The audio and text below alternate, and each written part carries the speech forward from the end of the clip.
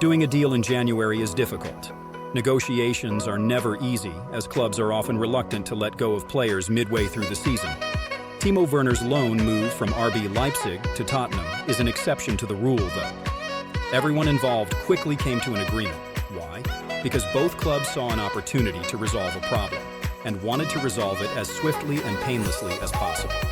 It's a win-win, as Leipzig sporting director Mario Gomez put it. Tottenham desperately needed to strengthen an attack significantly weakened by the unavailability of Son Heung-min for at least the next 2 weeks, while Leipzig wanted to remove a superfluous striker on a significant salary from their wage bill. As for Werner, he was on board from the get-go because he simply has to start scoring again if he is to have any hope of representing Germany on home soil at Euro 2024. In that sense, there's an awful lot to like about this deal. But Werner flopped during his previous spell in the Premier League. Will his second stint really be any different? Back in the summer of 2020, Werner was arguably the hottest striker on the transfer market. He was coming off a campaign in which he had scored 34 times in just 45 outings in all competitions for Leipzig, and his buyout clause was a mere $47.5 million, $60. Liverpool were leading the chase for his signature, as Jurgen Klopp was looking for a prolific and versatile number 9, and the word was that Anfield was Werner's preferred destination. However, Fenway Sports Group, FSG, reportedly refused to sanction a bid, with Klopp suggesting that the financial crisis caused by the COVID-19 pandemic had played a significant role in the Reds' reluctance to commit such a significant sum of money to signing a striker for a team that already boasted an impressive front three of Mohamed Salah, Sadio Mane, and Roberto Firmino. Consequently, Werner instead decided to join Chelsea, and still insists that it was not the worst decision. It wasn't a great one either, though. As the German has repeatedly pointed out, he won the Champions League at the end of his first season at Stamford Bridge, but by that stage, he was already bitterly disappointed with his lack of game time, first under Frank Lampard and then Thomas Tuchel. Chelsea weren't happy with him either, which is why they paid Inter 97.5 Niesers, 136 Mistadisser to re-sign Romelu Lukaku in the summer of 2021, and Werner insists that deal was responsible for his eventual exit the following year. That was the toughest moment for me, he subsequently said of his time in West London. Romelu was a big striker and had to play after costing so much, and I didn't feel honored enough. Maybe that was also a reason why I had ups and downs.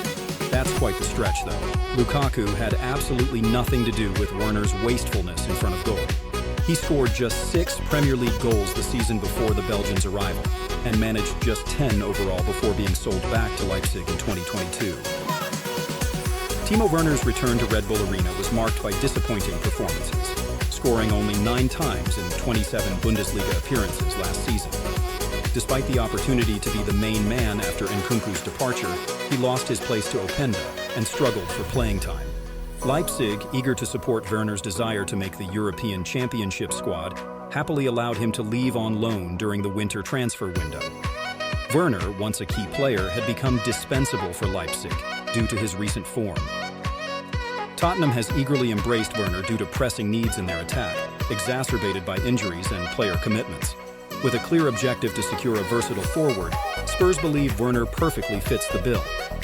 In contrast, Manchester United's lack of clarity in their transfer strategy led them to pass on Werner. Spurs are banking on Werner's familiarity with the Premier League, his speed, unselfish play, and goal-scoring ability to make an immediate impact, especially in the upcoming match against Manchester United. Tottenham has taken a calculated gamble with Werner, who is on loan with no obligation to buy. The concern is he might be another versatile forward like Richarlison, struggling to score. Werner's goal-scoring record at Chelsea is not elite, with critics pointing to a low shot conversion rate. Thierry Henry suggests Werner's confidence suffered at Chelsea, feeling forgotten by Tuchel. Spurs hope a change of scenery will revive Werner's form and make football enjoyable for him again.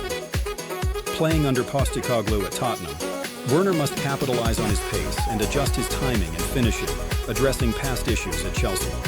With time running out for him to impress, a successful stint at Spurs is crucial for any hope of a Germany recall. In his own words, he acknowledges the necessity to be his best, making this a make-or-break opportunity that Werner cannot afford to miss.